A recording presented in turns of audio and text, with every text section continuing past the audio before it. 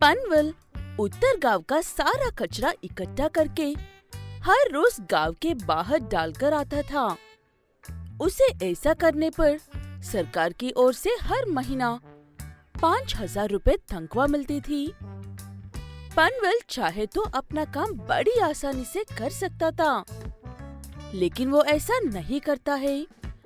पनवल पहले सूखे और गीले कचरे को अलग करता है, उसके बाद ले जाकर कचरा को अलग अलग जगह पर डालता है। ऐसे अपना काम पूरी ईमानदारी से करके पनवल को तो खुशी मिलती थी, लेकिन उसकी पत्नी को बिल्कुल भी अच्छा नहीं लगता था ये सब।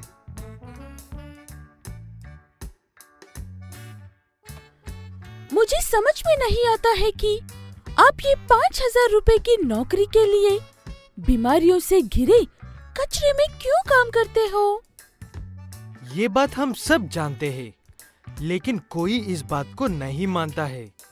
मैं 4 दिन काम पर ना जाऊं तो ये गांव कचरे से भर जाएगा, इसीलिए मुझे मेरा काम करते रहना होगा। ऐसे कहते हुए रोज की तरह पनवल काम पर चला जाता है और हर रोज की तरह कचरा इकट्ठा करके गांव के बाहर कचरा फेंकने के लिए जाता है। लेकिन वहाँ पर कुछ सरकारी कर्मचारी थे जो पनवल को वहाँ पर कचरा फेंकने से मना करते हैं। देखो भाई, अब से तुम यहाँ पर कचरा नहीं फेंक सकते हो। यहाँ पर एक बहुत बड़ा घर बनने वाला है, लेकिन ये जगह तो सरकारी की है और मैं भी सरकारी की तरफ से ही काम करके ये कचरा यहाँ पर डालता हूँ। अगर यहाँ पर घर बनेगा तो मुझे कचरे डालने की दूसरी जगह बताओ। उसमें थोड़ा वक्त लगेगा, तब तक तुम काम रोक सकते हो। फिलहाल के लिए तो ये कचरा यहाँ से लेकर जाओ। ऐसे कहते हुए वो सरकारी अधिकारी पनवल को वहाँ से भेज देते हैं।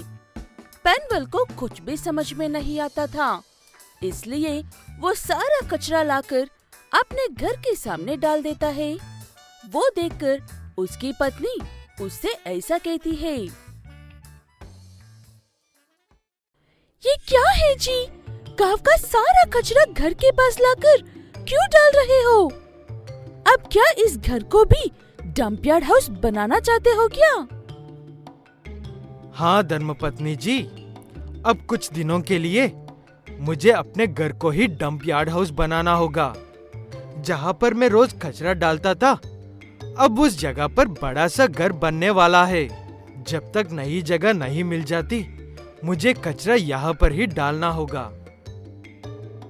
पनवल की पत्नी उससे लड़ती झगड़ाती है और नाराज होती है, लेकिन कभी भी उसका साथ नहीं छोड़ती है। हमेशा की तरह थोड़ी देर पुकार कर चुप हो जाती है। दिन गुजरते जाते हैं और पनवल के घर के सामने कचरा बढ़ता जा रहा था अब पनवल के घर के सामने इतना सारा कचरा जमा हो गया था कि घर के अंदर या बाहर निकलना भी मुश्किल हो गया था।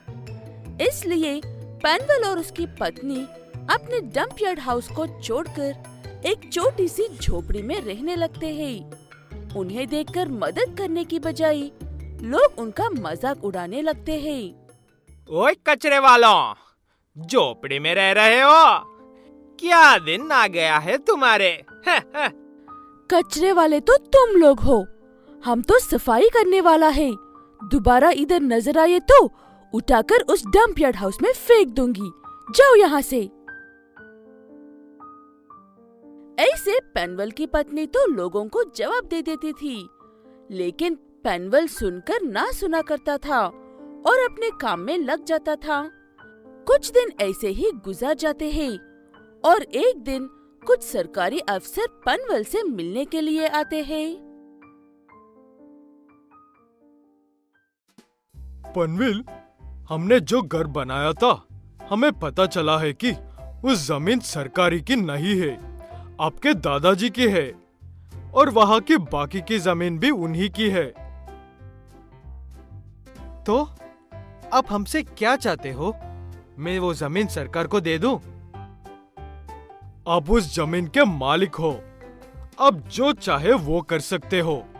अगर मुझे सलाह मांगोगे तो आप उस घर को रखकर बाकी के जमीन अच्छे दाम में सरकार को बेच सकते हो। पेनवल को वो सब सही लगती है और वो वैसे ही करता है। उसके बाद पेनवल उस गांव का सबसे बड़ा धनवान बन जाता है और डंपयार्ड हाउस वैसा ही रहता है।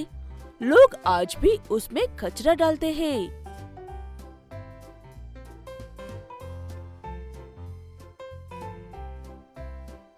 कहाँ जा रहे हो जी? वो भी पैदल? डंपयार्ड हाउस जा रहा हूँ।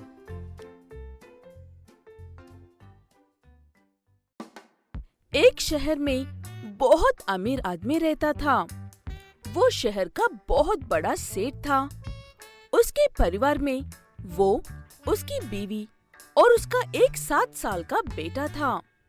वो सब खुशी खुशी रहा करते थे। सेठ अपने बीवी बच्चे से बहुत प्यार करता था।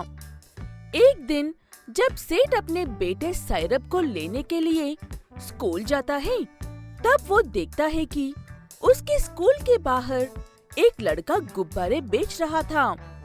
वो लड़का सेठ के पास आकर उनको बोलता है कि अंकल, ये गुब्बारे खरीद लीजिए ना। मैं सुबह से कुछ नहीं खाया है, बहुत भूख लगी है। बेटा, तुम्हारा नाम क्या है? सुशांत। अरे वाह, बहुत ही अच्छा नाम है। तुम्हारा माँ बाप क्या काम करते हैं? मेरा माँ बाप नहीं है, मैं अनाथ हूँ। अपना गुजारा करने के लिए ये गुब्बारे बेचता हूँ। सेठ को ये बात सुनकर उस लड़के के ऊपर दया आ जाती है।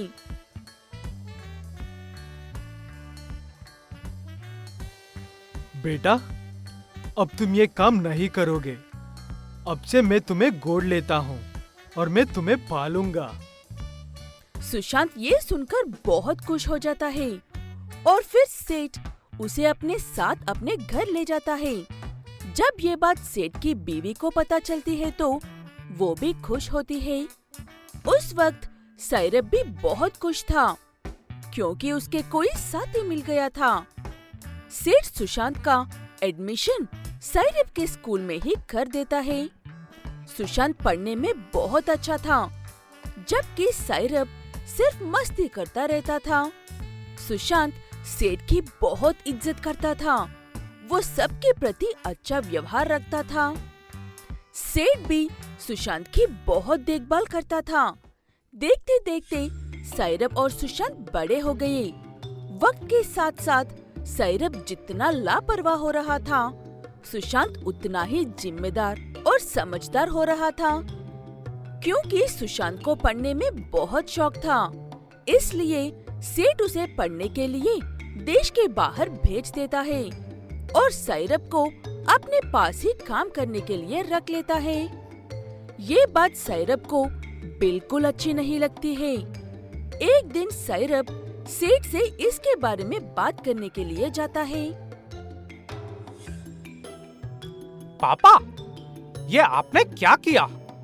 आपने तो सुशांत को पढ़ने के लिए देश के बाहर भेज दिया और मुझे अपने साथ ही ये काम करवा रहे हो।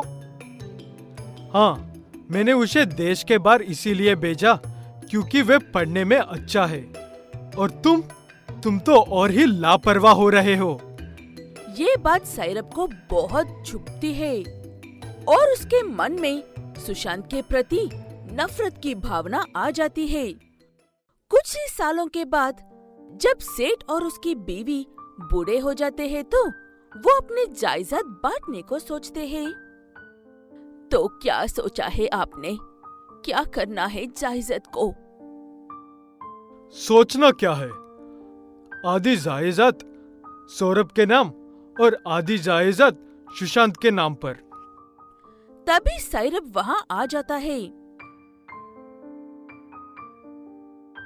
आप ये क्या कर रहे हो? आधी जायदाद सुशांत के नाम पर? आप ऐसे कैसे कर सकते हो? आखिर वो लगता क्या है आपको जो आप उसे आधी जायदाद दे रहे हैं? बस बहुत हो गया तुम्हारा। वो भी मेरे बेटे की तरह है। मैं कभी भी इसे अपने असली बेटे से कम नहीं माना। पापा, बातों से सच्चाई नहीं बदल जाती। वो एक अनाथ है और मैं आपका असली बेटा हूं, और आप उसे जरूरत से ज्यादा दे रहे हैं। इतनी ही लालची हो जायदाद के तो ले लो तुम्हारी सारी जायदाद। तुम साफ पैसे के लालची हो।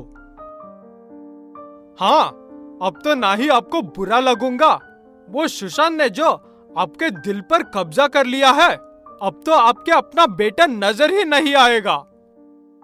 सेठ को ये बात बिल्कुल अच्छी नहीं लगती है और वो गुस्से में सायरप को चाटा मार देता है। इसी बात से गुस्सा होकर सायरप सेठ को और अपनी माँ को घर से बाहर निकाल देता है।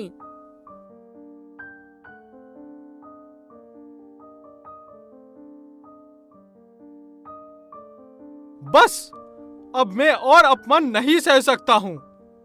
अब चले जाओ यहाँ से।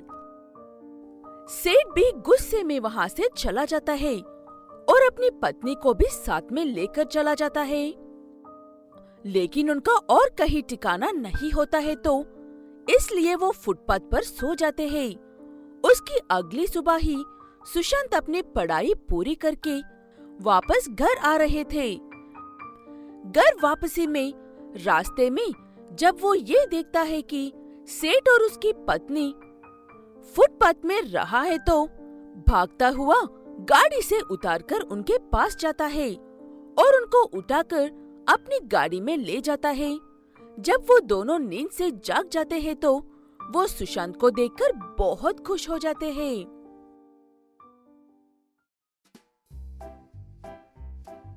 मेरे बेटे, तू आ गए वापस। हाँ पापा, मैं वापस आ गया।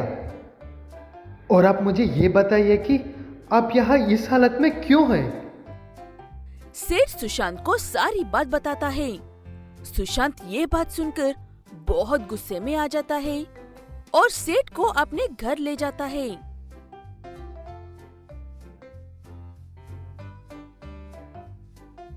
आज से आप मेरे घर में रहोगे।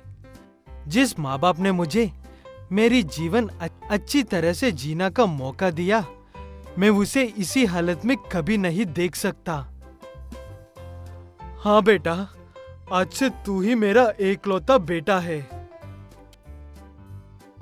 और फिर सेठ अपनी बीवी के साथ, सुशांत के साथ खुशी खुशी रहने लगते हैं।